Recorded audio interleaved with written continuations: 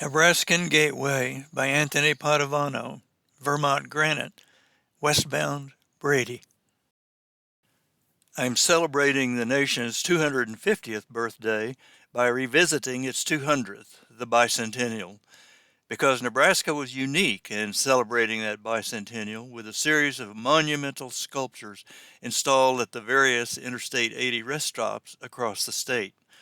My family traveled that interstate regularly during the past 50 years. My wife was actively involved in the state's art community. Nebraska's I-80 sculptures are the only permanent bicentennial celebration, and I wrote about two of them in my books. So this year seemed like a good time to revisit those pieces and produce my reactions to them. Anthony Padovano's sculpture, Nebraskan Gateway, at the Brady rest stop, is in a park. And it's a wonderful park that you can walk up, look around. Depending on the season, it can be beautiful foliage. There is the sculpture.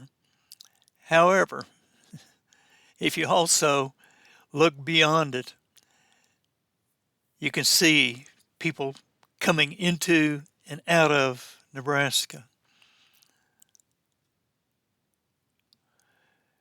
You always look at these sculptures from different angles and in different contexts. And in this one, if you simply turn around and look and see all of the commerce that's coming into and out of Nebraska, that's why it's called a gateway. So that's your nation in those trucks. Everybody who knows about abstract sculpture, especially when it's monumental like this, will walk around, take a look at the different angles, the way it's constructed, the way it's put together, almost like the society in which it rests. You can see even the artist's handiwork and the decisions that were made to strike here or strike there. And when you look at it up close with granite, you're actually seeing the history of the planet in a rock.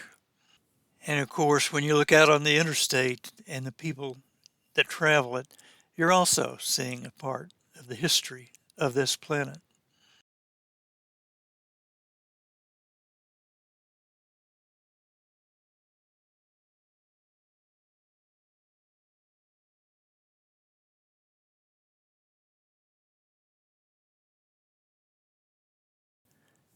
For the complete series of these sculptures, see my website, and there's a link to all of them.